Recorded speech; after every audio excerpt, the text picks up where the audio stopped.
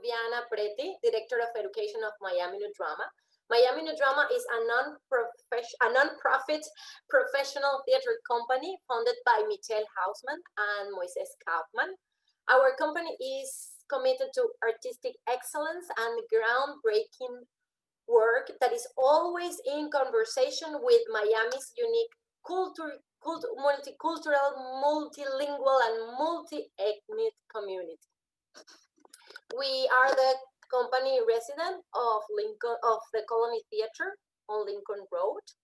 So welcome to this space, Miami New Drama Masterclass. This program emerged as an alternative, as an answer to be with our audience during quarantine.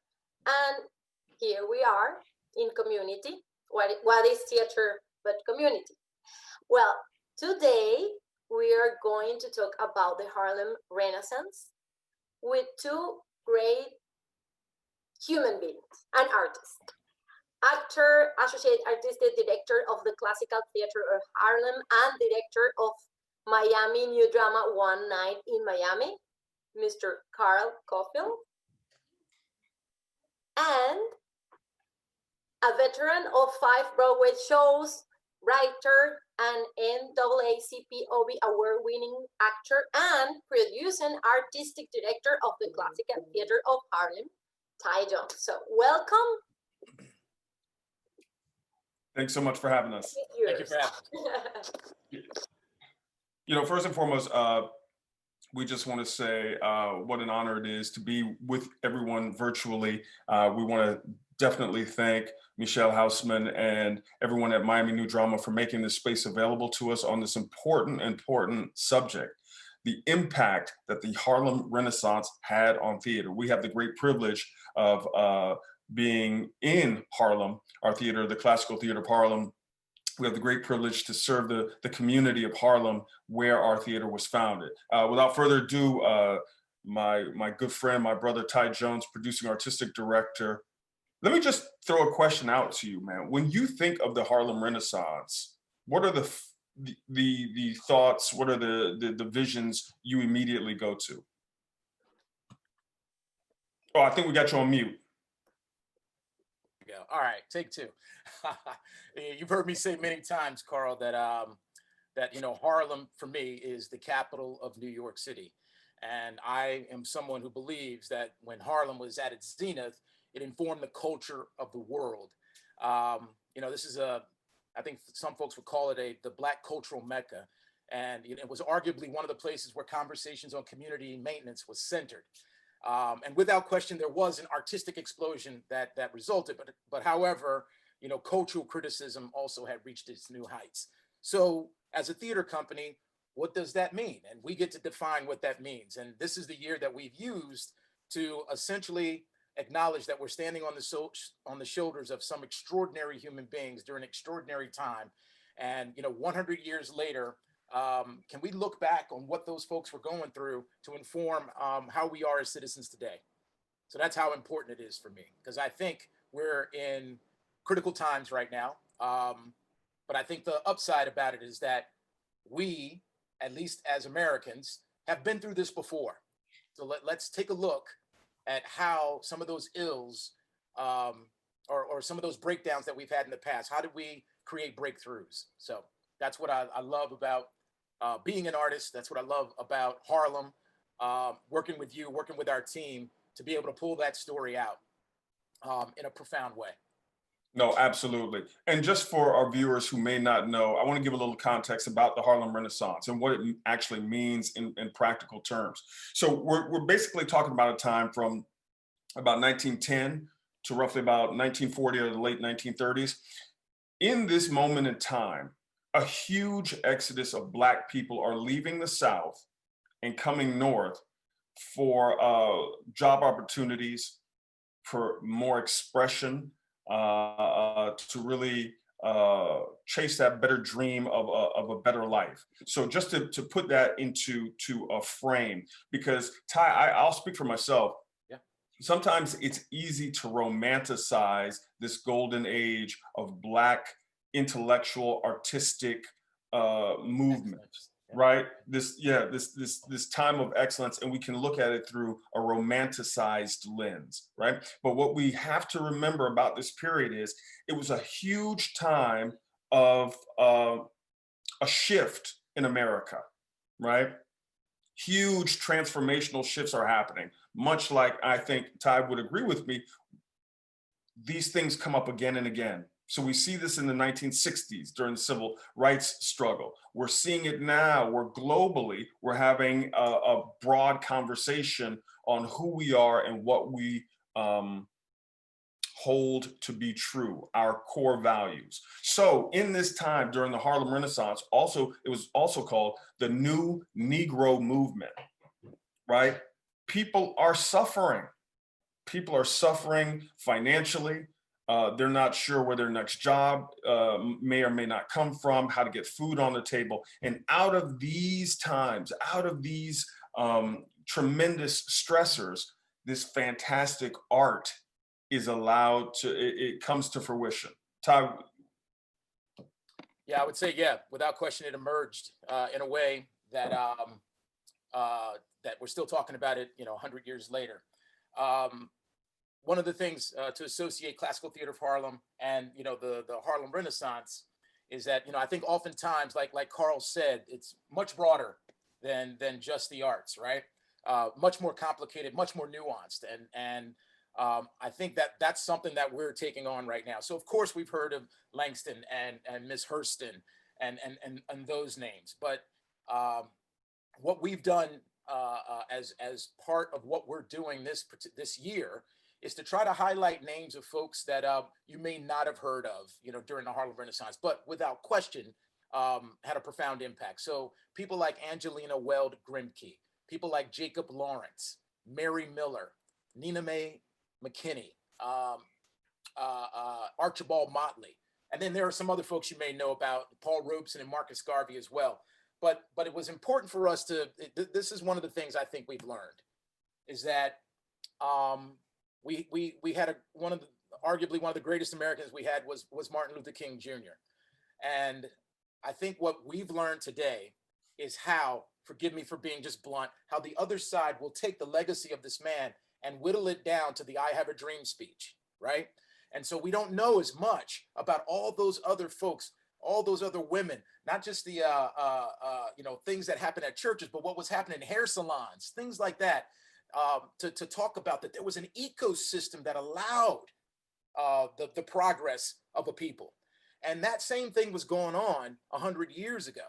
And I want us as an arts organization, through the lens of the arts, for us to be able to say, we got to make sure that we highlight all these other folks so someone doesn't co-opt our message to make it just be about Mr. Hughes or just be about Miss Hurston. Without question, they were extraordinary. Without question, they were mindful Black people, all right? But I also think we need to talk about how integration worked. When Carl talks about the New Negro Movement, without question, what did it mean for Black folks to have self-determination, right? We had to define that for ourselves. The Renaissance is a story of a people shaping their own destiny. We began to assert that Black folks, not only have a place in religion and the arts, but we have a place in legislation. We have a place in protest. And I would argue that the Harlem Renaissance set the stage for the civil rights movement, which then led to the Black Power movement. And I think for me, as I see what's starting to unfold in our society today, the very first thing I want to be able to go to is, okay, let's look at all the ingredients that allowed progress to happen then. And let's see if we can, learn from history. I think one of the things to learn is how progress was an integrated effort, right? So there were a lot of people during the Harlem Renaissance who had patrons. And so we have to acknowledge that there were some folks who were white, who were able to use their money to give people a platform to have these critical conversations. So that means that, when people, say today that, we're in this together, or, all for one and one for all, there is a legitimate argument about how we do need to work together to make X, Y, and Z happen. And so I think we can learn about those things from, the times of the Harlem Renaissance, because I think during the Renaissance, I'm going to repeat what I said before, it was a time where we as Black people were able to shape our own destiny, or at least we had, we were not only, just speaking about how how being a contributing citizen, the ways to be a contributing citizen had to do with how healthy we were in our own neighborhoods. And there were other folks who were aligned with that. But I think we were the ones that were leading the ship. We were the ones at the forefront of it, with the help of other folks. So I think that's something that we can learn from as well, because I talk to a lot of young folks, and they look at what's going on in the world today. They say, what's the point of voting? The whole system is rigged. And then again, but if you peel back those layers and you look at how rich the folks are that are rigging the system, and if indeed the vote meant nothing, why are they spending that kind of money to shift the power of the vote? It must mean that the vote, without question, there are flaws everywhere, but we're always going to have these flaws. But this is an ongoing conversation. There is no finish line here. There's always work to be done. And I think that, when you look at some of the lives of the people during the Harlem Renaissance, you're left inspired, because I believe that those folks probably had a lot less than I had, and they made it work. Yeah, well said. Well said. I think this is going to be a perfect segue to introduce one of the luminaries, of course, of the Harlem Renaissance, is Langston Hughes. Langston Hughes has a profound effect on me personally, which we can talk about on the other side of the clip we're about to share. But to Ty's point, people had a lot less. They were in the struggle. And to Ty's point, I think the struggle continues. So without further ado, I'd love to share The Weary Blues by Langston Hughes. Claudia, if you will.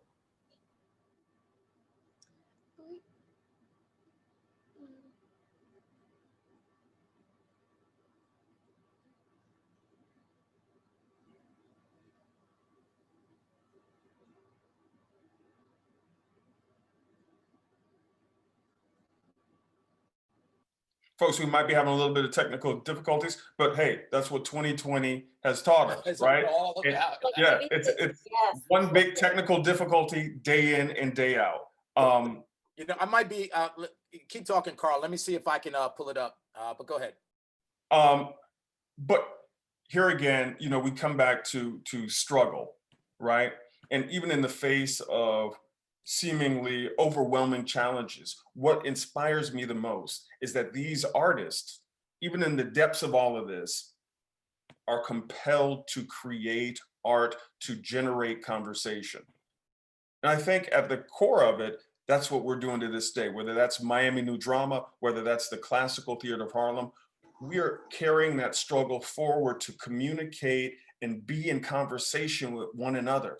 Something that's sorely missing in our political climate right now, where everyone can retreat to their tweets or to their whatever, and we lose that sort of common bond of being in that struggle together through art, which is, to me, what I've dedicated my life to, and Ty and Michelle and everybody at Miami New Drama have as well. I'm ready to share if you are, Kate. Oh, go ahead.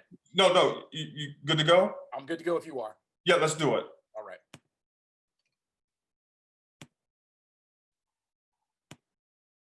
Okay, can you all see my screen? Hopefully that's a yes. Yes.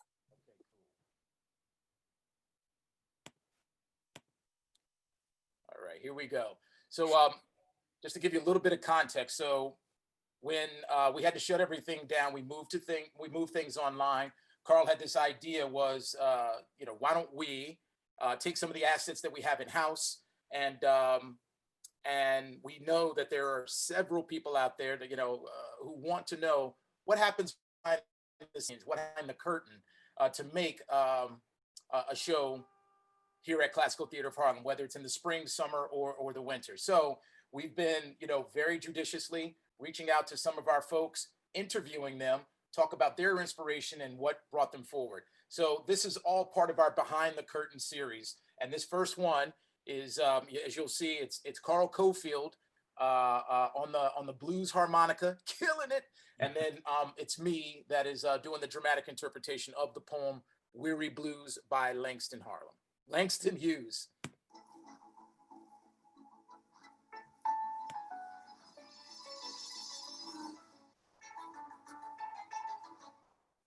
Coming up next on Behind the Curtain, inspired by the Harlem Renaissance, CTH's Carl Cofield and Ty Jones collaborate on The Weary Blues, a poem by Langston Hughes.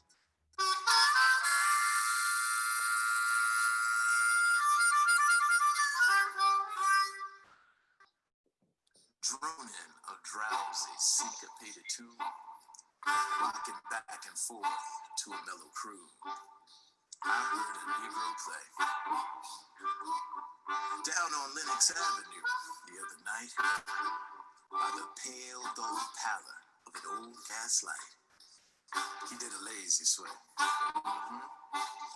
He did a lazy sway to the tune of those weary blues.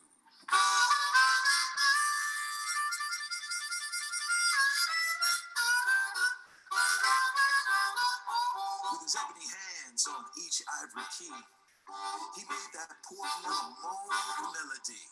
Oh, blues.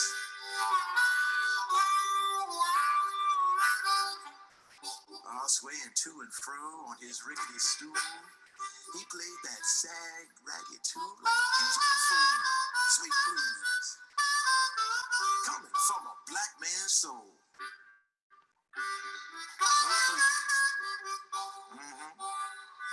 Coming from a black man's soul. In a deep, strong voice with a melancholy tone, I heard that Negro sing that old piano moan.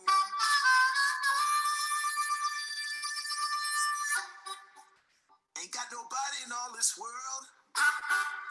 Ain't got nobody but myself. I was gonna quit my frowning and put my troubles on the shelf. Thump, thump, thump, with his foot on the floor. He played a few chords and then he sang some more.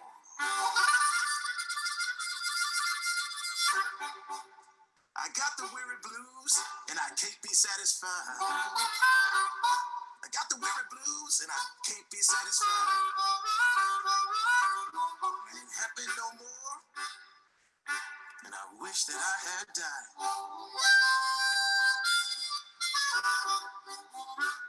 And far into the night he crooned that tune. The stars went out and so did the moon.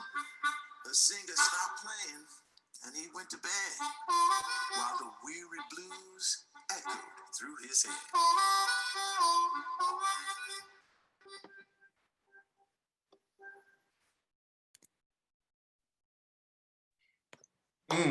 All Hey, right. Carl, how are you? I'm doing great, Ty Jones. It's really great So, in light of as well. You guys can, let me stop that. Sorry. All right, Actually, there we go. Are we back to normal? We're good to go. Thank you, Ty. Thank you for that. An opportunity, please feel free to go to our website to list the interview that Carl and I had as well. And now, you know, to that point and why we're here today, the impact of Langston Hughes on the Harlem Renaissance and theater in particular. Just to put this in context for everyone, one of the first known plays that was a Broadway hit by a Black man was Langston Hughes's Mulatto, which hit the New York stage in 1935. Up until that point, there had always been white folks writing what they thought Black folks would do in the minstrel shows, and then eventually Black folks started being in the minstrel shows that white people were producing. For the first time in history, Black people are regaining control of their narrative, of their art, and putting it out. So in 1935, Langston Hughes premieres Mulatto, which is a Broadway hit, which is amazing and sad that in still 2020, we're still grappling with some of these themes. We talk about Tony's So White, that there was a lack of representation in the Tony voting community about what is deemed quality theater. So even in the 1930s, we're still grappling in deep, rigorous conversations about these very issues that 100 years later, here we are still, talking about. But I think is pretty profound. To Ty's point, we know about Zora Neale Hurston, and we're definitely going to give her her due, especially in the theater realm. Go ahead, Ty. Sorry, I just wanted to remind folks, hopefully if they had a chance, we worked with Hedge Pig Theater Ensemble and in expanding the classics. So they identified female or women playwrights, and we did Hurston's Spunk, and we did the original Spunk, y'all. So there's one that George Wolfe did, which was sort of an amalgamation of a lot of Zora's stories, whereas we actually took the actual story by Miss Hurston, and we did a fantastic reading of it in conjunction with Hedge Pig Ensemble. So so we have tipped our cap to Zora, rightfully so, as we have with Langston, and I think later on Carl will also introduce you to another piece that was performed by Delroy Lindo. But I'll save that for a little bit later. So. No, absolutely right. And Ty, you bring up a great point that when we talk about Zora Neale Hurston and when we talk about people who are titans in the Harlem Renaissance, one of the things that jumps out to me that is so amazing, but yet not surprising, is all the hyphens behind their names, right? So they're not singular artists, right? So when we talk about a Zora Neale Hurston, we have to call her a folklorist, right? We have to call her an anthropologist, right? As well as a poet, a playwright, and all of these hyphens that I think will resonate with a lot of people in what we're calling the gig economy of today, where you can't just be one thing. You got to go out and hustle and create and reinvent. You hit a life milestone of, whatever birthday number it is, and you might have to reinvent yourself anew to stay competitive. And maybe competitive has a negative connotation, but these people, I want to underscore, are struggling. They are in the struggle. They are in the fight. And of all of those things, yeah, Todd. Sorry to interrupt you. I was just going to piggyback off of Carl and say, underscore, and it's understated what a struggle these folks were going through. These were our first sort of entrepreneurs, without question. There are many things that have happened within the United States where it took someone with initiative to make things happen. But imagine you're told to come to a game of Monopoly. Let's just use that as an example, right? And the person that you're playing against makes all the rules, has all the money, and owns all the property. And not only that, they tell you that you got to play the game naked. All right. On top of that, so Black folks had to play with the hand that was dealt, right?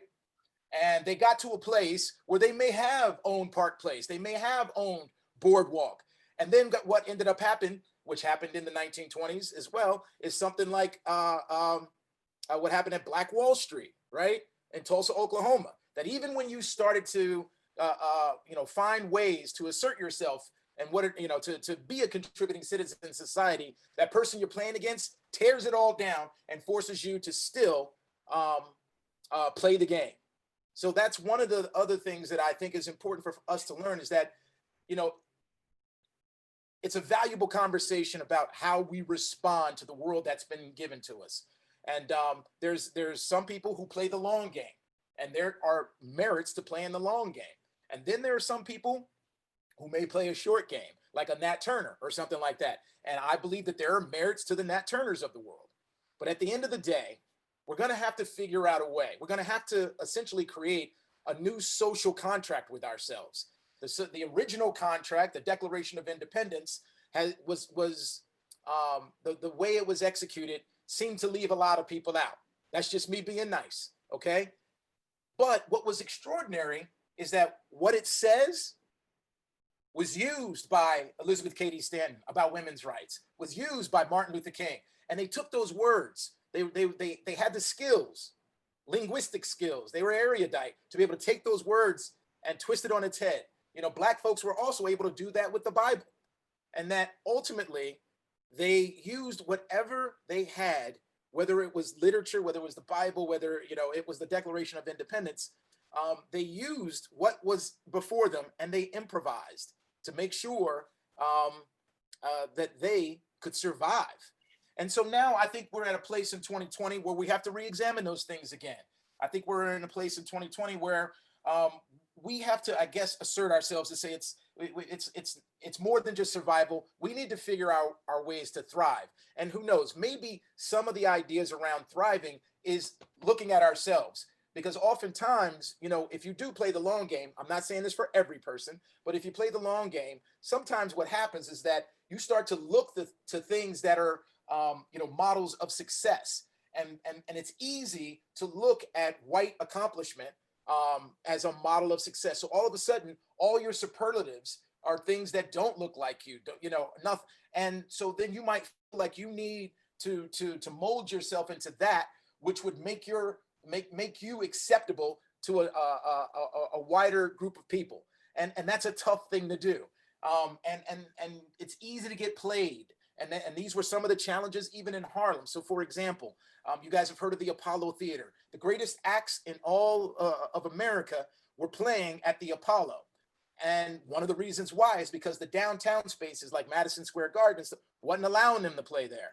And then all of a sudden, they were allowed to play downtown. And then they had to sign non-compete clauses. So, you know, they go from a place that has, you know, 1,500 seats down to a place that has 20,000+ seats. Money is better. You know, at the end of the day, they still, you know, the folks in charge back in those days still found a way to sort of undermine and undercut the community at large. And so that's something to learn. So now when we move forward and we have these possibilities and we have these, you know, opportunities before us, we can be smart about the deals that we make. You know, sometimes they're just transactional because some people just don't give a damn, right? But there's also a part of us that can say, we don't need that superlative anymore. We can, and if you're going to force us, you know, to say that this is the superlative, we know how to twist it on its head. We know how to take, you know, the Declaration of Independence and be able to linguistically, you know, turn it on its head. So then you can take the very words that somebody has written and put it right back at them and say, okay, you said X, Y, and Z, but you're not behaving in this way. The laws aren't set up this way. So since we're going to play by your rules, this is what we think we need to do. And I think that there's some real value to that.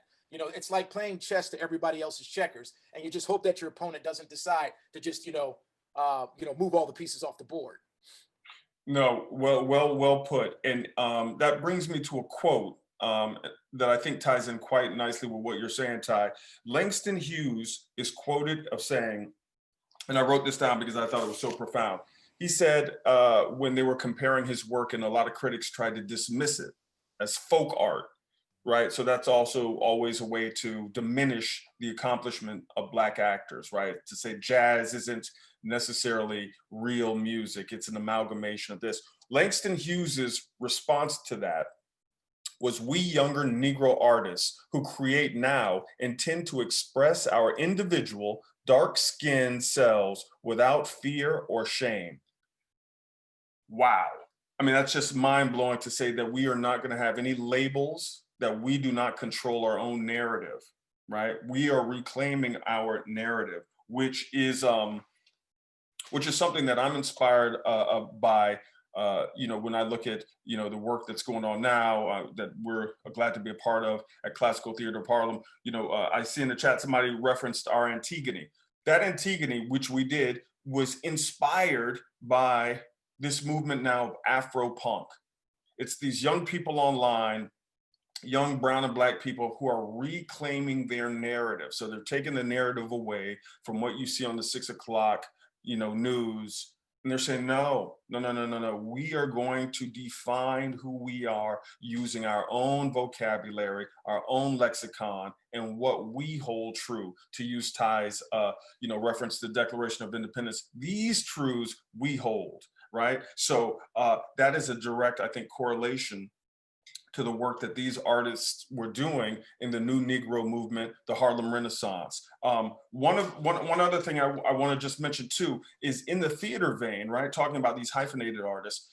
So we had the pleasure of having the work of Zora Neale Hurston and Langston Hughes collaborate on Mule Bone. Unfortunately, it was their final collaboration together, but that gets done, right? So the work of the theater also gives a stage to artists like Paul Robeson, right? For those who don't know, talk about the ultimate hyphenated individual in the Renaissance. Athlete, world-class actor, world-class opera singer, lawyer, civic leader. I mean, the list just goes on and on and on. And without outlets that could showcase his talent, I just wonder what a sadder world we would be living in if we did not know the accomplishments and get a chance to experience some of that profound art. To Ty's point earlier, there's a lot of artists who we don't know and we don't know enough about. One of those artists I'm going to say is Claude Mckay. Claude Mckay is a substantial poet in his own right. And we have another video that we'd like to share now of Delroy Lindo, in a different place, if we were across the pond, he would have a Sir attached to his name. Sir Delroy Lindo graciously collaborated with the Classical Theatre of Harlem to read this poem by Claude Mckay. I'll be happy to pull that up too, just in case we had some technical glitches on Miami Drama side. Is that all right? Oh, looks like they got it. Got it? Perfect. Thank you.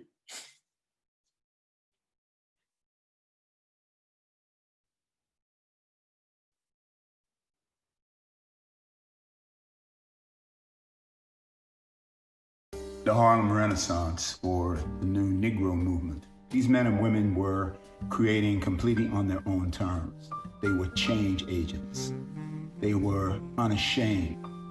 And the work that they were producing at a very, very high level of accomplishment. I think that the lessons, if there are lessons for us, we can also strive to do the best we can to create from the highest level that we can, and for us to be unashamed of who we are and make our best efforts to likewise create our work on its own terms. Don't be afraid. We do not need to be ashamed, and we can be completely comfortable with who we are as Black people, as people of color, creating and sharing our work with the world on its own terms, just as they did. The poem I'm presenting is called Like a Strong Tree by Claude Mckay, one of the central practitioners of the Harlem Renaissance, AKA the new Negro movement. Like a strong tree that in the virgin earth sends far its roots through rock and loam and clay, and proudly thrives in rain or time of dearth. When dry waves scare the rain, come sprites away, like a strong tree that reaches down deep, deep for something water, fluid underground, where the great ringed, unsightly blind worms creep and queer things of the netherworld abound. So would I live in imperial growth, touching the surface and the depth of things, instinctively responsive unto both, tasting the sweets of being, fearing no stings, sensing the subtle smell of changing forms, like a strong tree against 1,000 storms.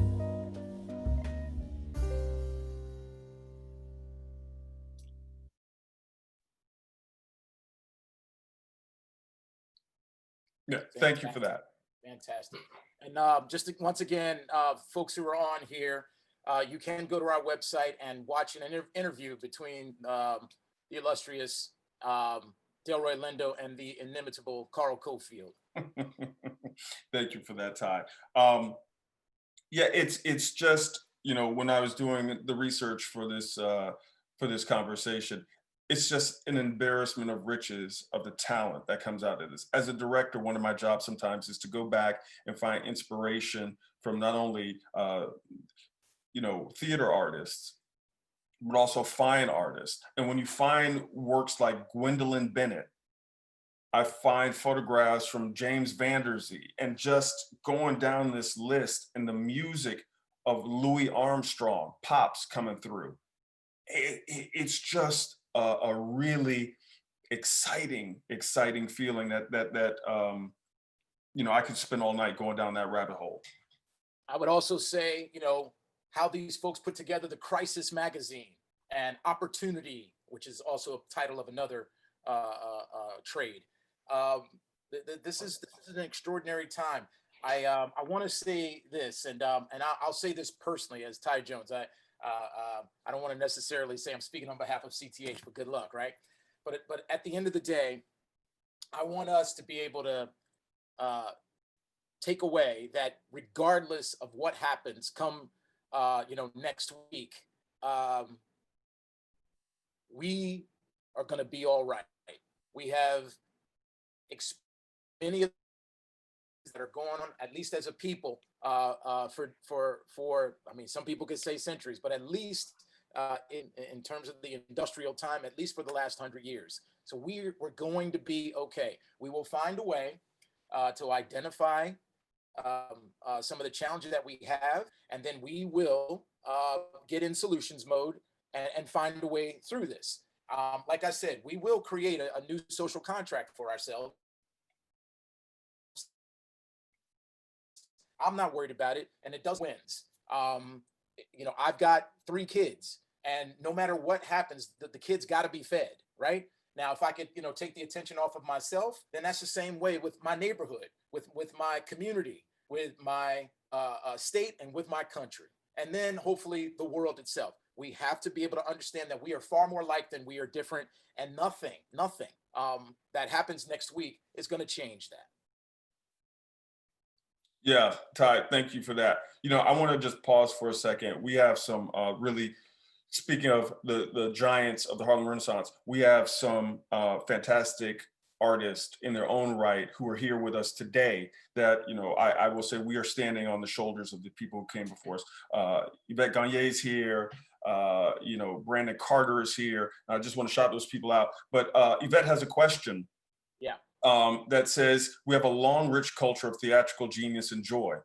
We can have seasons of great work, plays, musicals, classics, from here to the way to the future. My question is Black theater getting funded? Will Black theater get funded on the same scale as white theater here in New York? We have the talent, we need funding. From where we sit, Ty and I, are we being shown the money? LOL. Ty, I'll let you. All right. Okay.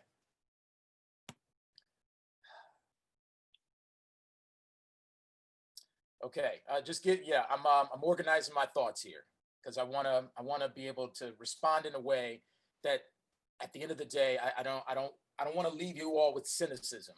I always want to be able to sort of leave you guys with some aspect of hope. I just think that the hope is going to lie in ourselves. For example, there's a lot of talks about diversity, equity, and inclusion. Those are the buzzwords.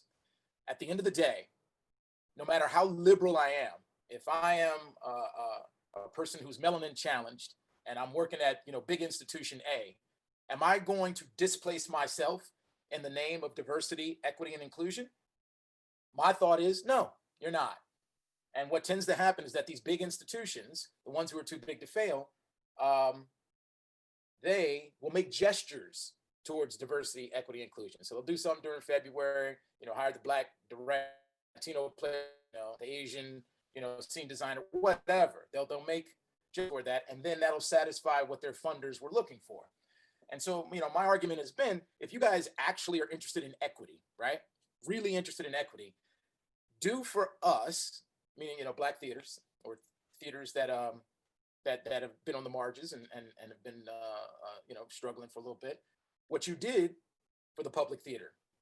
Do what you did for the Guthrie Theater. Do what you did for Lincoln Center. So Lincoln Center at one point in time, the Vivian Beaumont was about to become an ice skating rink. Rockefeller steps in. I believe it was in the 70s. I maybe need to be checked on that. City was in, financial crisis, was going on in the 70s. A lot of problems with New York. Joe Papp was able to get like a $6 million from the city, to make sure that the public theater was healthy. $6 million back in those days, that's a healthy bit of change. The Guthrie Theater, Ford Foundation came in when they were, struggling. So at the end of the day, they got the kind of sort of institutional money, right, to make sure that they were going to survive a long time. They were able to cover their operating expenses no matter how many times they failed for several years till they got it right. And now look at them. Now, with that said, I actually respect it. I respect it. I think there's something to respect about being able to make the kind of, leverage the kind of relationships that somebody wrote that check or somebody said yes to be able to create these institutions, like the aforementioned institutions. So with that said, I think that if we use the levels and the levers of power, so in other words, if people like us who are like-minded that believe that these other theaters need more funding, well, we're going to need legislators in place to make that happen, right? We're going to need to vote those people in to be able to say, hey, it's time to put a little more money our way. We're going to need to have the kind of artistic directors that understand both art and commerce, right? That it isn't just art for art's sake. And that is a longer game to be played. And then, hopefully we can actually find ways of enrolling Black philanthropists, right? Like Robert Smith, what he did for Morehouse College a couple years back. Imagine if the billionaires, and there's several Black billionaires out there, imagine if the billionaires got together and said, you want to know what you did, Robert, was right. And we're going to do that for every HBCU for the next 10 years, forgive all of their debt for the next 10 years. What happens to the Black community at that point, I'm not saying I would, I might reconsider reparations. I might, but that could be one of those, that right there gives us the position to write a new social contract, something like that. So I know I didn't answer your question straight up, Yvette. We're dependent upon foundations in government. And since I'm playing the long game, I don't want to bite the hand that feeds us right now. But I can tell you right now, we are actively looking for more Black philanthropists, because honestly, a lot of them are putting their money into, the Lincoln Centers and the Public Theater and the Met and all those sort of established superlative places. Well, I'm in the game right now to make sure that Classical Theatre of Harlem is considered one of those superlatives, that we're in the conversation as all of those other organizations. And we'll do it on our terms. I'm not trying to compete with them. What I want to do is complement the theater scene, the theater ecosystem with some excellent work. Come see it. If we can enroll you, great. If you don't like our work, there's plenty of great stuff happening downtown. And then there, there's some off, that's all right. You know what I mean? But at the end of the day, we are doing everything we possibly can to make sure that we are trumpeting the need for foundations to support Black arts, other small performing arts organizations as well too. But that's my goal right now, because the big fellows don't really need the help. I'll leave it at that. I hope, Carl, you can add on. That's my stupidest way of saying what I said. So no, I agree wholeheartedly. I think what's interesting about having this conversation also is the role that white angels or white patrons played to the movement of the Harlem Renaissance, right? So in going forward, I always like to take a look back and see where history may or may not repeat itself. So, we're talking about allies now. Allies are one of the big words that we're being thrown around. Let's be clear. I think for theaters to move forward, we need accomplices. like people who are going to stand with us, give us the money, no strings attached, to really have who believe in the arts. Pardon that. But it's vital. But to Ty's point, I think Robert Smith coined the phrase, "We are enough for ourselves." We are enough. And I think, you know, quite honestly, to Yvette's question a little deeper, we need more arts leaders, managers who can get a vocabulary and know what it means to do these grant writing and that political clout, you know, has a tremendous currency now, we're finding out. So I think it's a three-pronged approach, much like it takes businesses, it takes individual donors, like, you know, the people who come to the shows. They can be our best ambassadors, but then it also takes a governmental leg in that too. So it's tough, but I am cautiously optimistic. Seeing what's happening now, seeing the work that is getting made even under COVID, you know, Black artists are still saying we're going to find a way to create, whether it's Lovecraft Country, whether it's a new album by so-and-so, whether it's Classical Theatre of Harlem, putting something on online content. The struggle continues. And to Ty's point, we're gonna be all right. We could be better all right. We could be better all right, for sure. But we're gonna be in this, you know, for the long haul. One last thing I wanna say too, you know, just flattered that so many great people are here. Linda Powell, Sean Renee Graham, definitely wanna shout out. My mom is here. Mom, I love you. And I wanna share a little personal story too about the Harlem Renaissance. I remember my mom reading Langston Hughes to me as a young boy in the kitchen in Miami, Florida, about life not being a crystal stair for her. And that had a profound effect on my trajectory, right? To have the privilege to have a household that even supported artists and to think differently. So I'm profoundly grateful to you, Mom, for that. Love you very much. I would love to see if we have some questions. Yeah, Like we have one from Ralph Lee. What's up, Ralph? So Ralph is also a collaborator with whom we've worked on several occasions. Sean Renee Graham is in as well. So Ralph Lee asks, my brothers, can you speak to some of the amazing collaborative work you have done as well? The work with MBT, where I started with you all, and the amazing connection to the Black community you have bridged, I believe, with the classical works presented each summer, and the cultivation of young designers and managers like myself. This ended up being long-winded, he says. He's funny. Carl, why don't you go ahead?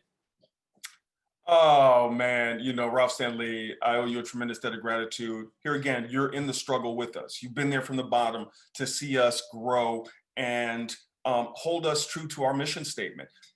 I'm going to say the Classical Theatre of Harlem represents a special place for me because the people who have been growing up studying the Negro Ensemble Company, like myself, who went to these theater schools and came to New York City with a suitcase, a box of fried chicken, and a big dream, those places didn't really exist in the way that I thought they did because of funding and because of a variety of different things. Classical Theatre of Harlem was that place, was that oasis in a desert that would tell you, come back in February when we're casting the Black show, right? Classical Theatre of Harlem also is living up to its mission statement by being the place to say there's not a transactional relationship with our community. We're a service organization. So if you show up in the summertime and you want to see Antigone, a Bacchae, a Raisin in the Sun, whatever it is, you are in. And that is the central theme of community that I think brings the struggle forward. We're not saying, like Zora Neale Hurston, oh, we don't want that Black dialect in the play because that doesn't reflect affluent Blacks. But Zora and Langston and all of these other profound writers would say, but that is still us too. We can't cut off one finger and still call it a hand. We need the whole hand. Holistically, we can see Black people. And so for me, that's the beauty of a Classical Theater of Harlem. We're not just paying lip service and having Black talent on stage. We're trying to develop the future leaders under Ty Jones and you know, seeing the path that he's blazing to be not only an artistic director, but a producing artistic director who hopefully will leave a legacy that goes way beyond us, because it's not about us. It's about having our children, our grandchildren, having an institution that they can come and know that their voice, their bodies, their talents will be valued there. So that's a tip to Ty Jones and all the great work he's done, but also from the ancestors from which we've come. They've built a legacy that we hopefully are just being the, you know, cultural custodians of. We're making sure the culture is taken care of, hopefully to forward the struggle. So that's a very long-winded answer. I also want to make sure you all know this isn't easy by any stretch of the imagination. So I'm going to give you some details about what it was for us to get to where we are. So, you know, I took over about 10 years ago. I did not take a salary for 8.5 years. Some of you guys may know that I do make my living as an actor, you know, some commercials, voiceovers, a little bit of TV, a little bit of film too. So I was able to take care of my family. But people like Ralph Stanley and Sean Renee Graham, and even Carl Cofield for that matter, you know, these were folks who could have easily taken other jobs and made way more money, but they had a commitment to something bigger than themselves. So trust me, Carl didn't get the top directing fee by working with CTH. Sean Renee doing running our writing series. I mean, she's an extraordinary dramaturg who could be doing something else, but she chose to be here with us. Ralph Stanley could have, you know, been a stage manager anywhere at way more money, but he chooses to work with us. So yeah, there's a lot of, you know, I don't want to call it sacrifice. All I'm saying, there's some real commitment to something greater than ourselves for a lot of people who have worked with us. And I'm thankful for that. And at the end of the day, I am committed that it'll pay off. You know, we'll be able to pay it forward and pay it off in a tremendous way. But I don't want y'all to think that this is easy. It isn't. You know, but it's worth it.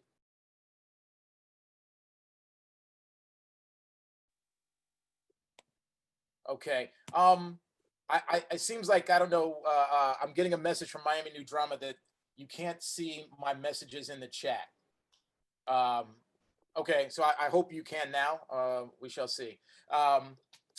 I actually wanted to show you guys one thing. We got 3 minutes to go, right, before we start to like really open it up. Is that the way it's working? Well, okay. Well, look, I'd like to show you guys some of the things. You know, there was one question I believe that was asked Carl. We're getting a few questions here about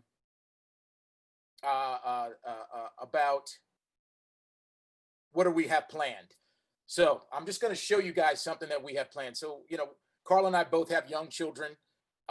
Soon as the shutdowns happened, I immediately thought, how do we make sure that kids can still have access to the arts? So this is what we have been working on.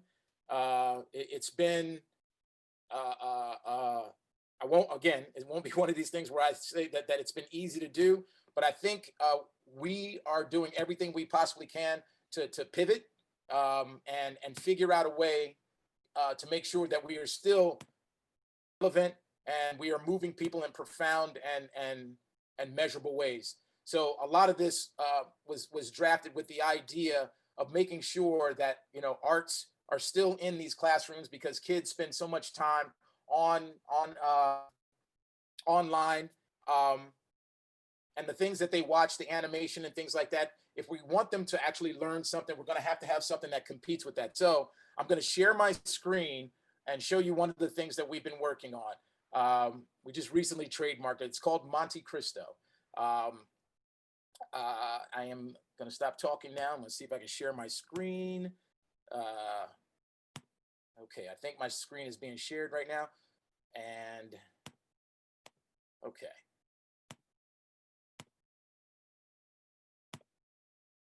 All right, everyone, I'm going to show you what we've been working on. So this is part of a pitch deck. Can you guys see my screen? I'm going to assume you can. So here we go. Two households, both alike, from ancient grudge break. You know not what you do. Oh, the peace, I hate the word. All men, depart! A pair of star-crossed lovers. All right, sorry about that. I hate the word. All men, depart! A pair of star-crossed lovers. What lady is that? What is he on? His name is Romeo, and a Montague, son of your great enemy. Is she a Capulet? Oh, Romeo, wherefore art thou Romeo? I know not how to tell thee who I am. Call me but love, and I'll be new baptized.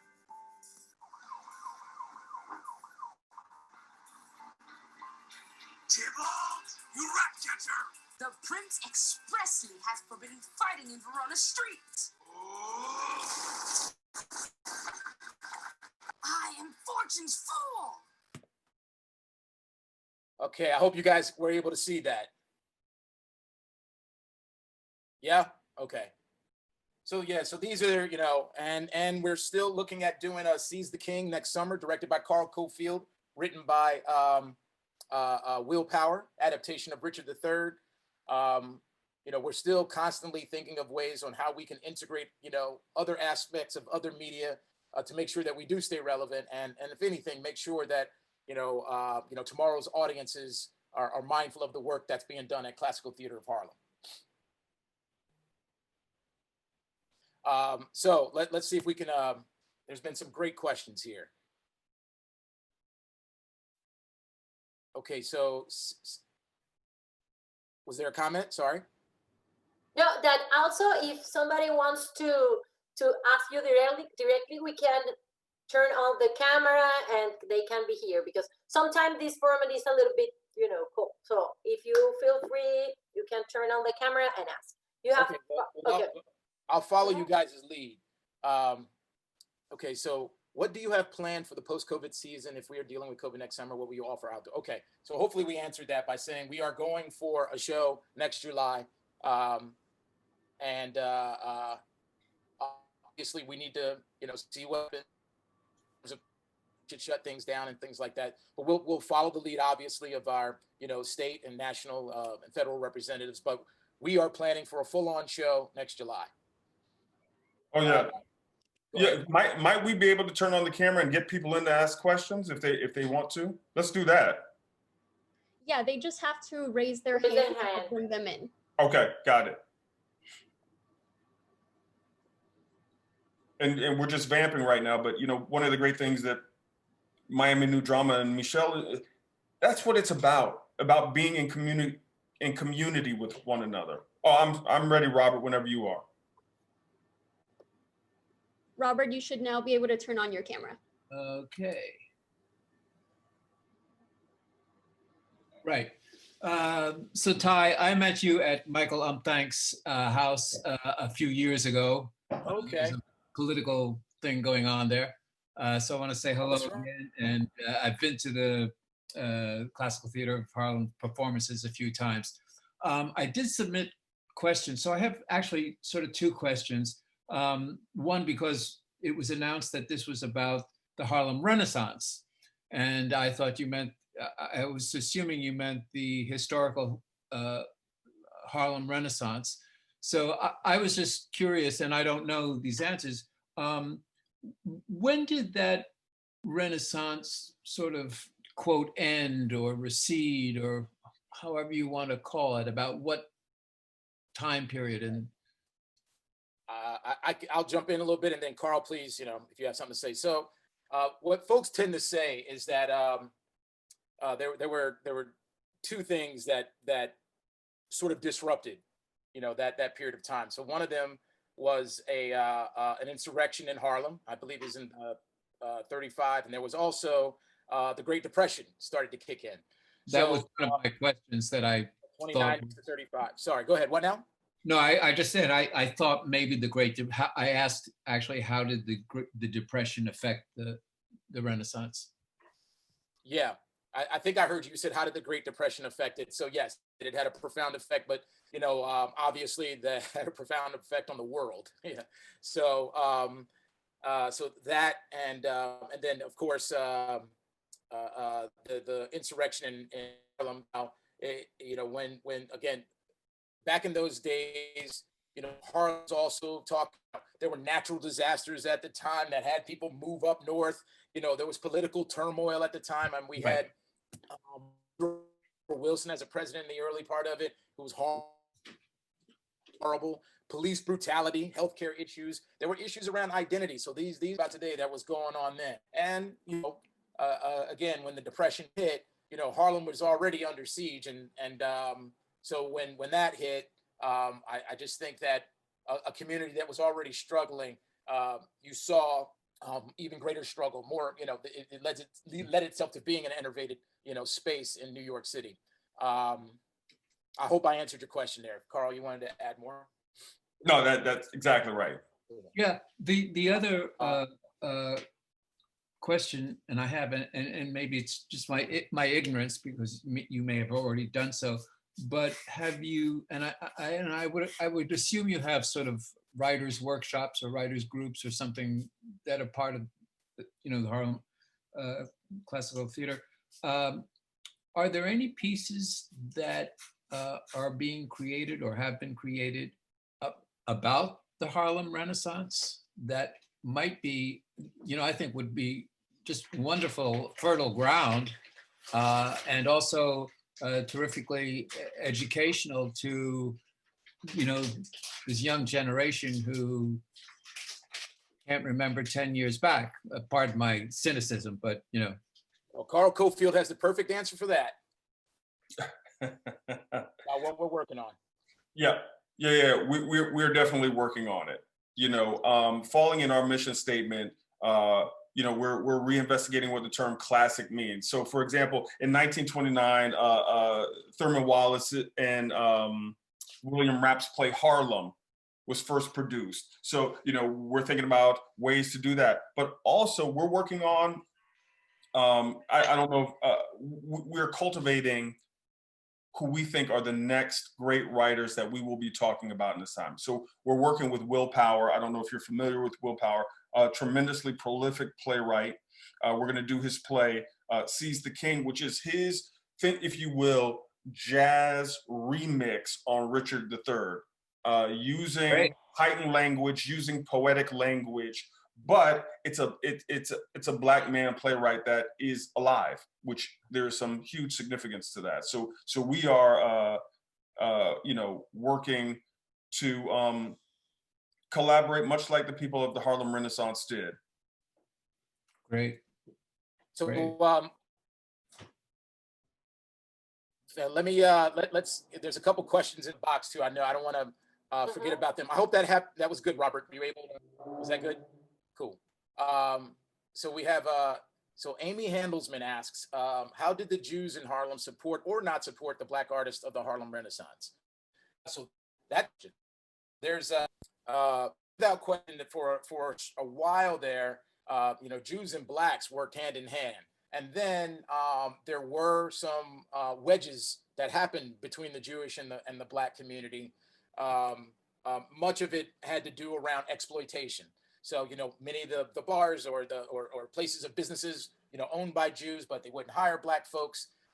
You know, there's so many things that ended up, you know, creating a wedge to some folks within the Black community. But without question, I mean, especially if you look at the civil rights, you know, Blacks and Jews were working together like peanut butter and jelly. A lot of the money that was raised for the SCLC, you know, came from New York. And you know, folks who knew that, you know, part of liberation, especially those who had experienced what had happened in World War II, was also part of the liberation of Black folks as well. Oh, here's a fantastic question, Carl. So Tylee Scheider, I think that's, you know, says the term classic is often synonymous with European art. In addition to adaptations of Shakespeare and Greek classics, does CTH plan to commit more time producing classics by Black American playwrights like the plays that emerged from the Harlem Renaissance? So great question. We've been looking at plays like by Theodore Award, Big White Fog. It's a huge play though. And we have done some, you know, not necessarily from the Harlem Renaissance, but what we would consider legends and classics, like we've done August Wilson, we've done Amiri Baraka. I think right now, what we tend to do is try to choose plays that respond to what's going on in the world. And I'm somebody who believes that classic plays, these classic writers, oftentimes, if you look at Shakespeare, for example, that was not a literate society, right? So some king, queen, or whatever says, you can write, and you can write. And so, and those who were allowed to write, they were, in my opinion, I actually think if you read their texts in its entirety, they were actually commenting on the ruling class. You heard me say it earlier, they were sort of playing chess to everybody's checkers. And that if you look at their work, they were really living arguments. However, what tends to happen, ruling class folks, will take something that is for a popular audience and find a way to undermine it. And so I think you see a lot of classic plays that got molded through a particular lens of white supremacy. So, you watch a play like Othello and it should be called Iago, with the way some people direct it. But in my opinion is that a lot of these plays were written by folks who were trying to find a way to, to talk about the ruling class and the things that they do and how they affect so many people. We can laugh at them or whatever, or we can rebel against them or whatever. But at the end of the day, we put a 21st century spin on these classics. And I kind of say we do it in the same way. And I am not comparing ourselves to it. Please don't think that. But in the same way that people have taken the Declaration of Independence and spun it on its head, and the Bible spun it on its head, we're taking the classics and we're dusting them off a bit and making them palatable for a 21st century audience. You want to take one of these, Carl? I can keep let me just figure out where I'm looking in the Q&A, huh? Yeah. I can also help read it, guys. Oh, that'd be great. Wonderful. The first one I have here is from Yvette. How does the funding play into the Black Lives Matter movement affect on theater, though? There was a switch from asking for funding to demanding. Does anybody know how that's going? A couple organizations popped up like We See You, White American Theater, and Black Theater United. Classic Theatre of Harlem should be one of the first on the list. How can we mention funding without recognizing the movement that we are in? Want me to go first? Or you got something, Carl? Go for it. Let me think on that. Yvette always does this. Always. Anyway, I think that's why we love Yvette, because she forces us to think. So, she got rid of the question. Anyway, I pretty much remember it. So, one of the things, Yvette, that's really tough, right, is that, are these distinctions about Black theater, distinctions about white theater, and, the truth is nobody really calls those places white theater, but we've always need to sort of distinguish ourselves as Black theater. And I don't have any problem with that whatsoever, but I also believe that we can assert ourselves on our own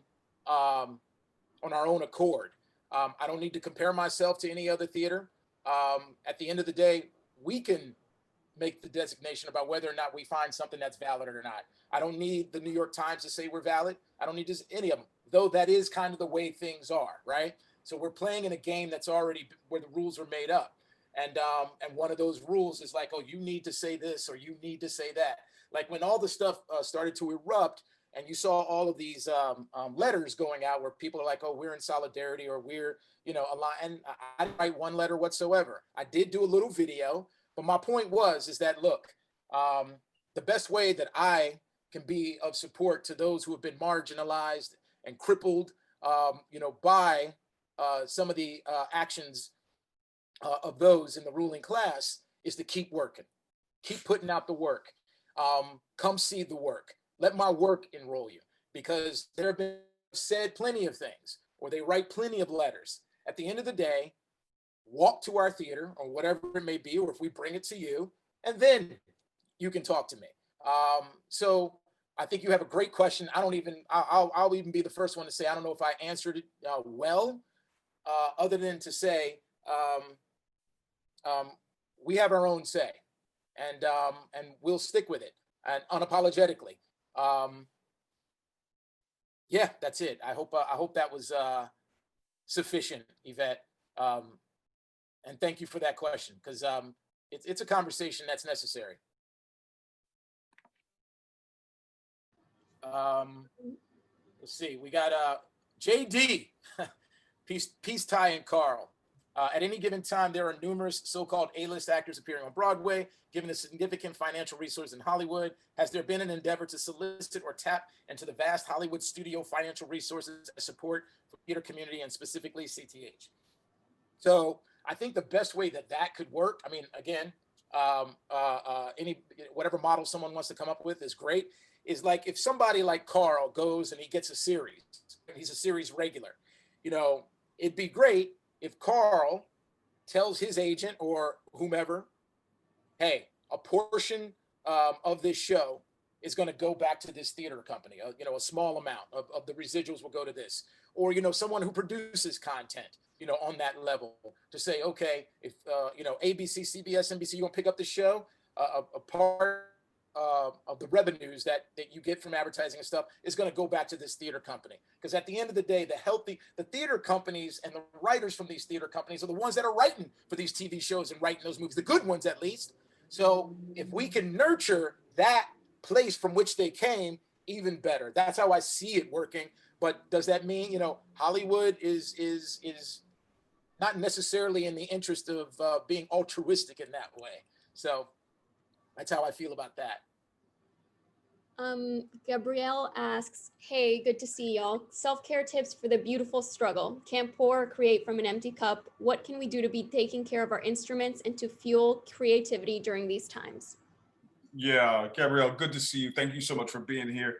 Hey, great question. You know, these are, you know, we're going to say, how many times can you say unprecedented, distressing, whatever? You're absolutely right. So at this moment, we have to practice radical self-love. You have to do radical things to maintain your love. For me, that's finding muses outside of theater, right? Muses outside of theater. That can be as simple as going out and being in nature for 30 minutes. If you can get to a park or your backyard or whatever and just get some of that vitamin D from the sun and give you the energy necessary to continue the struggle. For me, sometimes it might be as simple as a nice, good cup of hot coffee. But I have to radically put myself at the forefront of my,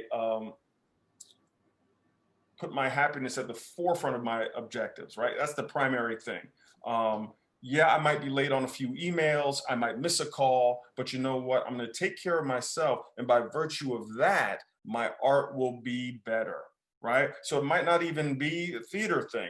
I might listen to some music. I might try an instrument, trying to learn something a little bit else to, you know, practice the elasticity of my creativity. I don't want to simplify that in any sort of way because it's tough. It's absolutely tough. But, you know, if you can go to a museum, you know, if that is in your comfort zone and walk through and, you know, see some of this great art that's being out there now, hopefully that muse will give you that creative fire to keep going. Ty, do you have thoughts on that? Yeah. First, let me give just a real quick shout out to Vanique and to Chima as well.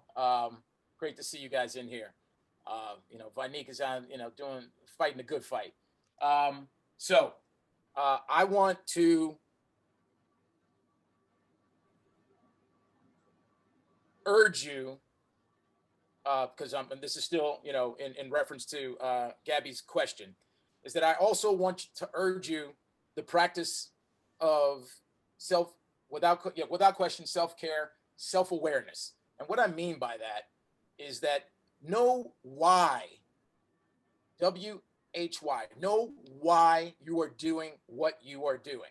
If you have a commitment to yourself in the way that I mentioned earlier, where no matter what, the baby needs to be fed, right?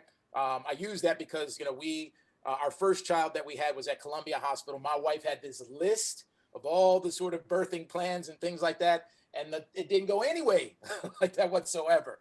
But our boy was healthy. We brought him home, you know, and at the end of the day, even though the things didn't go the way they didn't go, the baby still needed to be fed. We didn't dwell on all the things that didn't go well. Now, when we had our next child, we made sure we didn't go back to that hospital. But at the end of the day, the baby needed to be fed. And so what I, am not going to be able to encapsulate in the couple minutes that we have here is to, if you can find a way to take the attention off of yourself, to be of service to other folks. Yes, you should be a healthy version of you in order to do that. But I also believe that there's a practice in that as well, too. That, this is the cliche way of putting it, is that it isn't about you. Even the stuff that's going on in the world today. Many of you are quite healthy. Many of you are quite intelligent.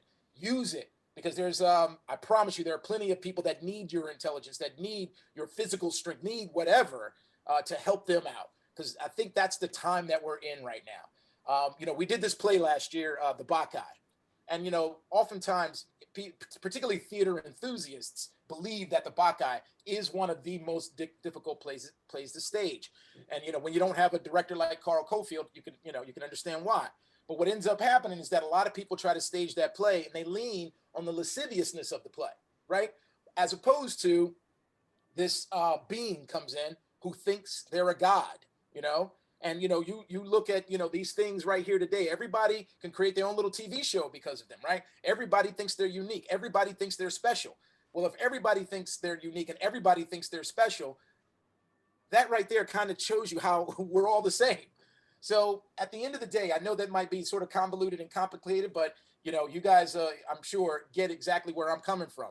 There has to come a time where I think that would be valuable for folks to be able to say, you know what, this isn't about me right now. I'm going to see, how I can help or be of service in a way that to demonstrate that I'm part of a team here. So again, that's just one way of looking at things, not the way of looking at things. An anonymous attendee asks, with how theater is being produced now, what is a good way to reach audience outside own city for a small company? What are your thoughts on audio plays? Social media.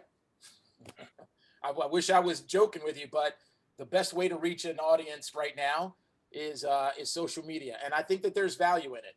And meaning, like, it's expensive to try to do something in a paper. It's expensive to do mailings. It's expensive to use traditional media. Social media, even though now you sort of got to pay to play. I remember back in the days that if you posted something, everybody saw it. Whereas now there's algorithms in place where, you may not get that same impact. But with that said, even today, social media is a great way to try to get visibility around the company for whom you work and the plays that you are presenting. Another anonymous attendee asks, could you touch upon some of the main plays and playwrights that emerged during the Harlem Renaissance?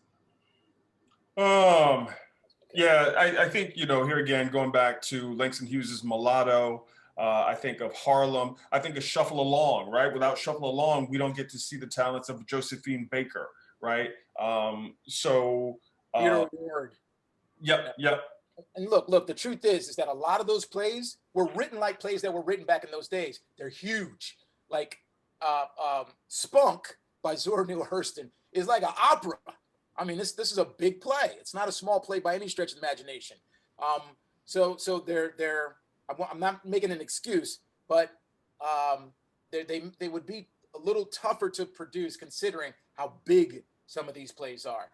But, I think we can get to a place where we can really honor those folks by staging some of these things and staging them smartly,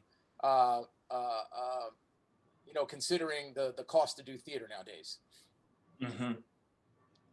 Alexandria King asks, wow, great questions in the room and phenomenal responses. Thank you. Hello, Ty and Carl. So good to see you. What are you reading? Artist as a Citizen is, as a matter of fact, I have it close by. If I find it, I'll show it to you. But Artist as a Citizen is something a friend of mine, Patrick Bradford, sent to me. I'm finishing up Just Mercy, rereading it, actually. You talk about somebody who takes the attention off of themselves, and he even says that there are times where he did it at his own expense. So that's, again, what an extraordinary human being Brian Stevenson is. So anyway, go ahead, Carl. Yeah, it's so good to see you. Thank you for being here. I'm reading James McBride's Deacon King Kong for something a little, taking my mind completely off. I'm reading Battle Cry of Freedom about the Civil War. I've gone down a Civil War rabbit hole about how we've gotten to this moment in our political time. I'm also reading, always reading plays, of course. And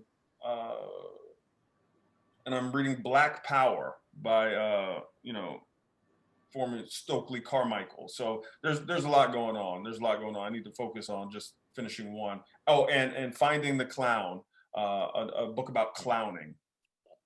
There's another one called Black Against Empire, which is, talks about Black Panther Party movement. Oh, look at that. I didn't even, that's great. That's funny that, I really didn't just read that from Vanique. I actually was seriously thinking that. So those are the ones that are in front of me now. Yeah.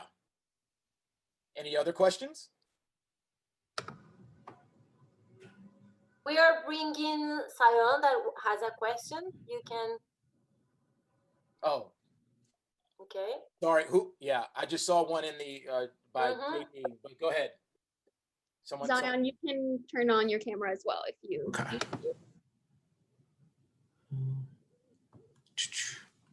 One moment. Sorry about that.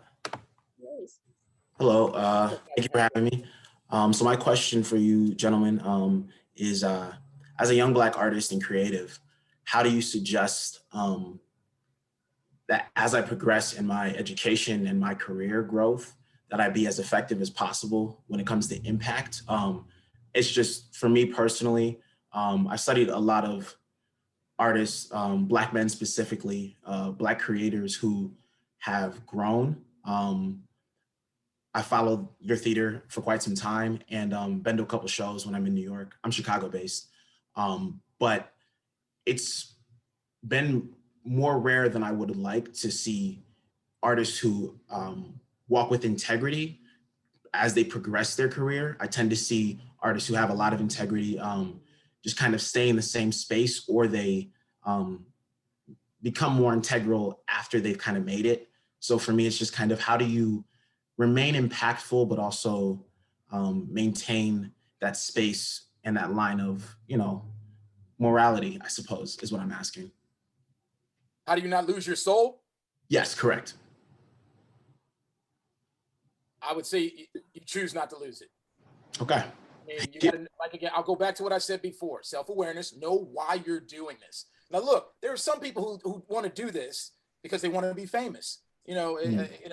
Madonna, when she, I forgot, excuse my language. I know y'all are a lot younger. You've heard of Madonna, right? Yes, I know Madonna. So, in her early days, she said she wanted to rule the world. She wanted to be famous, and she got that, okay? I don't want to diminish or dismiss the idea of wanting to be famous, or I'm okay if someone is honest about it. Hey, look, I'm doing this so I can be famous, so I can be on TV and I can be on film, and people gonna love me and do all that other stuff. I just think that pursuit may leave you empty. That's just my opinion, but there ain't nothing wrong pursuing that. I know way too many people who get in the theater who truthfully just want to be famous, and and they get in the theater and with these expectations, and they will say all the magical words and about being in theater and how much it loves and how theater called me and I didn't do it and all this other stuff. At the end of the day, you need to be assertive about being in this world. So every day that you're not working on your craft, you've missed a week. Every week that you're not working on your craft, you've missed a month. Every month that you're not working on your craft, you've missed a year. And if you've missed a year working on your craft, my brother, do something else. Agreed. Yeah, sorry, go ahead. No, agreed. Yeah. Zion. And then just a quick follow-up to that, I'll be quick. What's the most edifying aspect of running a theater and being a part of a space that is so, as you stated, altruistic in that sense? Well, I guess I do learn. When you say edifying, I guess what have I learned, basically? Yeah. Yeah. So I think the one thing is that I've learned that there is no utopia. At the end of the day, it's hard to see any of the accomplishments that we've made since I'm in it. You know what I mean? So that's difficult. You know, it's hard for me to see that, you know, in 10 years, we got out of $400,000 worth of debt, and now we're debt free, and we're really trying to build upon this. And then, you know, all this stuff happens in the world, and now you have to try to figure out ways to make sure that your core people still have health care and dental care and their salaries still, you know? So at the end of the day, I guess what I've learned out of it is that there's no utopia. There's always work to be done. Thank you so much. Appreciate it. No problem at all. So JD says, you know, Denzel owns rights to the works of August Wilson. Do you think there's a social and cultural responsibility for him or those connected with his organization to partner with an entity like CTH? Also, with the converting of August Wilson's work to film, do you feel that it distracts from his attention to theater and the theater community, especially theater as cultural criticism? Go for, I mean, I got something, Carl, but go for it. Yeah, you know, I don't necessarily. I think Denzel has moved the needle on theater as well as you could expect, right? He comes back to the theater. You know, Ty and Denzel did Julius Caesar together, you know, a couple of years ago. I don't find anything wrong with it. You know, there's always August Wilson, thankfully, will always be cemented into the pantheon of great American playwrights. So I think if we can expose it on film and bring it bring it to a bigger audience, I'm all in favor for it. But now we got to figure out who the next Denzel is, and we got to figure out who the next August Wilson is, and get their stories told. So I don't have a problem with it. Ty? Ditto. Is that John Soliday in the waiting room? Yeah, John, it's allowed to talk. So John, if you want to, you can also turn on your camera, John.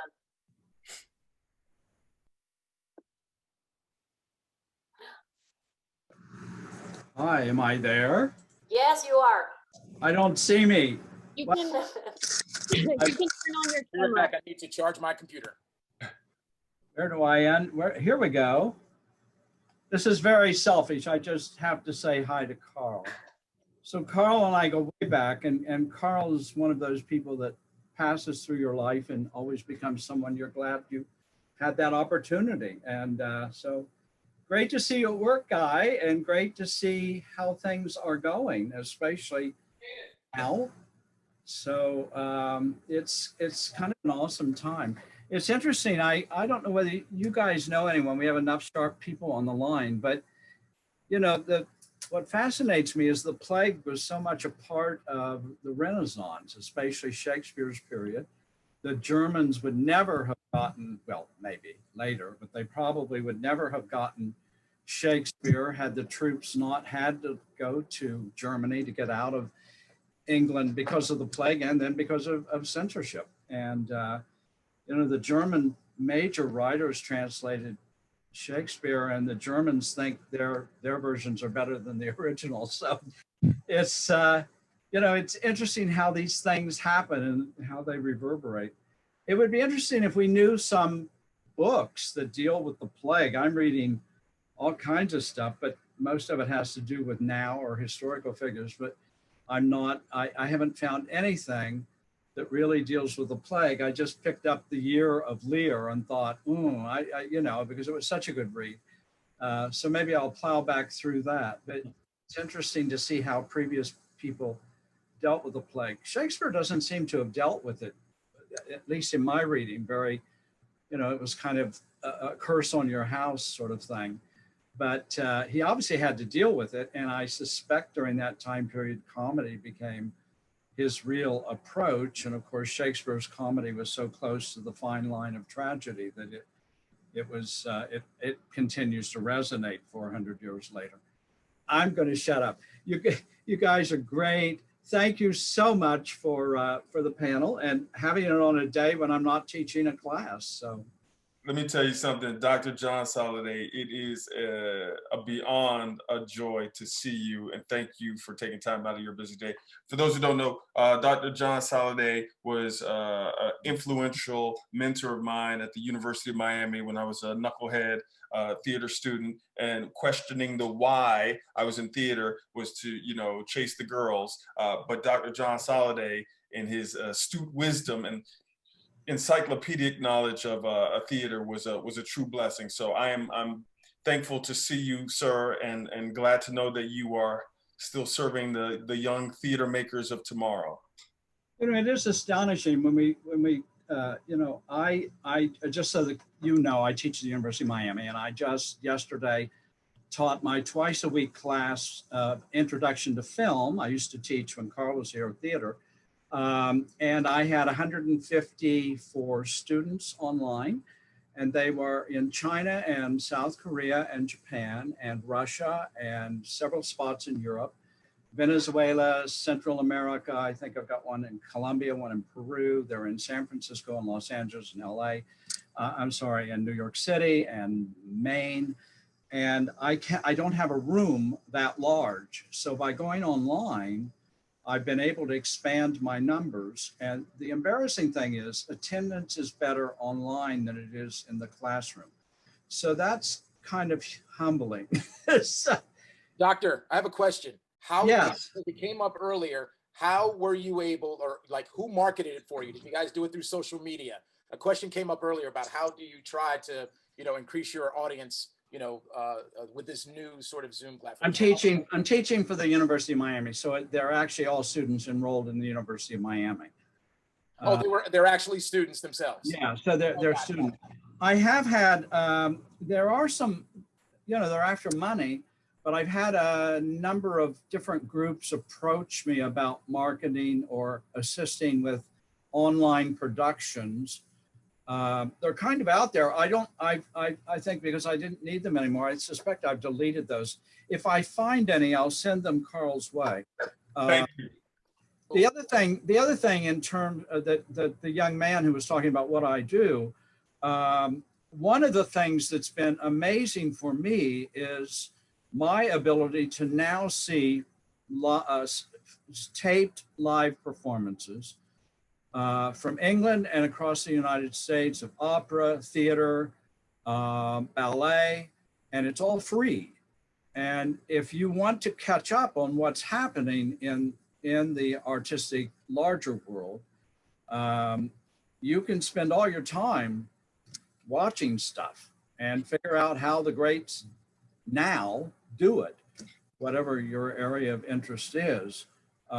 Most of those are integrated. I personally don't know of any Black company that is at the moment releasing their film versions for free. All of these people are doing it, hoping they can keep you in line for marketing and get you to then buy a season ticket, either online or otherwise. But you know, all the Metropolitan Opera's stuff is alive. The National Theater in England is live. A lot of the ballet companies are live. Miami City Ballet is releasing their stuff. So a lot of things are being done online, and that's a format that, you know, people are getting really good at doing these online things. Carl would find it interesting that a student who graduated after you were here is the co-producer of the Obama commencement and co-editor and of the Democratic National Convention, and is working now on the Obama campaign. He also did Michelle's non-partisan Get Out the Vote program. Mm. And so he's doing a lot of work online. I don't know whether you've seen those, but like the commencement just had amazing coverage of filling the screen with individual shots that were all communicating with each other, and pretty incredible stuff. And the roll call for the Democratic National Convention was real people in real spaces, you know, in real environments across the country, sending in their vote. Amazing. So the use of the technology is astonishing, and I don't think we're ever going to go back from it. We're still dealing with the problems like I'm having with you, where I'm not getting sound on the videos you're showing. You know, it's warp speed.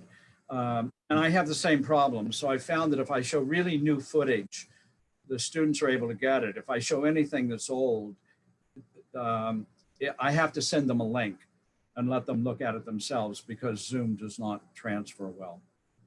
Well, anyhow, Carl, great to see you. So nice to see how life is going for you. You're still this good-looking guy that King Kurt sends his love. And you know, almost every kind of other level of graduates, a number of them have had Ring Theater online reunions. And you're the kind of guy who could maybe get the rest of your peers to let everybody catch up. I will definitely put that down. I look forward to it, Dr. John. It's amazing, you know, everybody grows up and has kids, but they're the same. You know, I don't know that I've changed that much. I'm, you know, still plugging away and loving it. And we appreciate it, Dr. John. Thank you so Ty, much. thanks for your question. If I come up with anything, there are some online, and I don't know, they seem to be people who are out of work, you know, who are looking for something to do. But when you're out of work, you know, charity is also part of what we're all doing. We have put food on the table, but all of us are giving a lot of our time to, as I guess we always do. Bye, guys. Thank you, Dr. John. Thanks again, Carl. Well, we have time for one more question. Let me just say one thing. Okay. I saw Kim Hall said Shakespeare worked on the sonnets during the play and closure of theaters because of the plague. So that's something that I think that's you know, knowledge that everybody could use.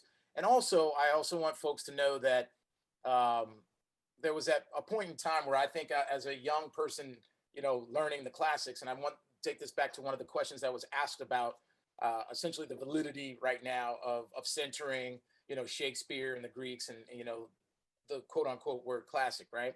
Is that, you know, Shakespeare's sonnet, I believe it was sonnets 127 through 142.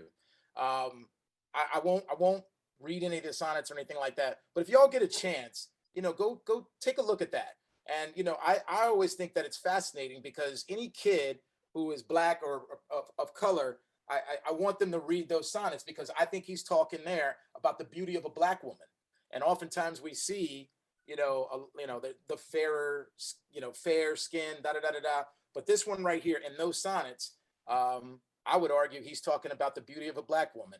And so there's always ways in which we can dust these things off because there's probably a reason why no one really wanted to highlight that maybe he was talking about the beauty of a Black woman. So there was another question. I'm sorry. Yes, you are allowed to speak and turn on your camera. Gigi Amuro.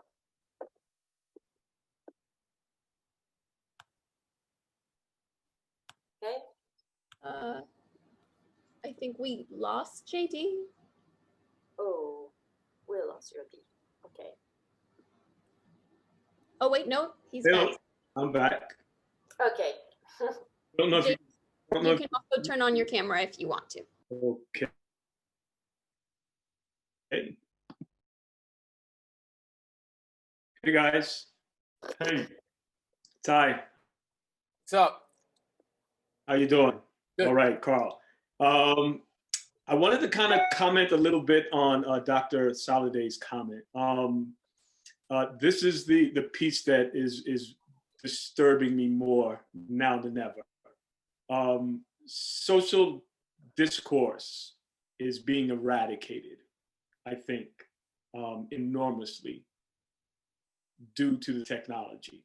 I agree with his comment that the use of the technology is astounding, but I'm finding it more problematic in terms of discourse. I know educators, administrators now. One in particular was a very good friend of mine that is frustrated with social distancing, with distance learning. Me having a background in kinesiology and applied physiology, my concern is what is the importance that theater has to take now in the community when, unfortunately, and I really hope that this is not happening, that what we are engaging in right now becomes, not my favorite term, the new norm. Well, I would just say that I'm somebody who is ready to get back to, you know, in person, live. I'm all for it. And, you know, and I'll say this, you know, I'm willing to have any conversation anyone wants to have about what's going on with COVID or anything like that. But I 100% believe, and I'm committed for us getting back together live. That's the best way I can answer you, JD, in that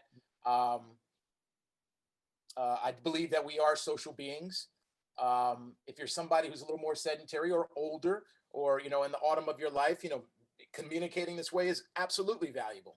But I'm not. And I think there's a big chunk of the world that believes that we are social beings and that we do need to be together in person, being able to see one another. And we have immune systems that if you happen to laugh and you get something on me or sneeze, you know, we've been around a long time. We've had pandemics before, and we've made it through it. So, and I believe we'll do it again. And you know, if it means, you know, not that I wanted to, but if it means that, you know, extra precautions need to be taken and things like that, so be it. So be it. But I think I've said my piece. That's just where I am. And Carl, I'd like your comments, please. Yeah, JD, I mean, I agree. I think, you know, one of the beautiful things about theater is its robustness and being able to withstand, you know, whatever's thrown at it. It's a reason why it's been around as long as it has been around. It outlasted MySpace, it outlasted AOL, it outlasted whatever. So I am confident that we will be back and experience the ritual that is theater, which is organic to theater, and the what I like to say is the special sauce of us all being in the same place. So I'm cautiously optimistic that this is only a short band-aid that we're putting on top of it. You know, we're doing what theater people always do: improvise, adapt, and overcome. So we're just using the technology right now to improvise till we get back on our feet. But we will be back. I appreciate your comments, gentlemen. Well, thank you, Carl and Ty. It has been an experience for me, almost if I am there with you. Thank you. We have talked not only about Harlem Renaissance, but about community, about Shakespeare, so I feel that this masterclass have everyone feel also inspired that, as Ty say, we are going to be all right no matter what happens, because we know how to make community. So that's our power as people of theater. So I don't know if you want to say a final word to say goodbye to or farewell to our audience. Well, I think, you know, Carl's comment about improvise, adapt, and overcome means that, you know, we will one day be back together again. So. Yeah, and I just want to thank everybody for tuning in and for being a part of our virtual community. I want to thank Miami New Drama. I want to thank Michelle. If anybody, when we get back on our feet, please come to the Classical Theatre of Harlem. If not, just check us out on our website and poke around and see how, you know, how you can help us out. Thanks so much, everybody. Take care. Thank you, Carl. Thank you, Ty. Thank you all. Thank you all. Thank you, Carl.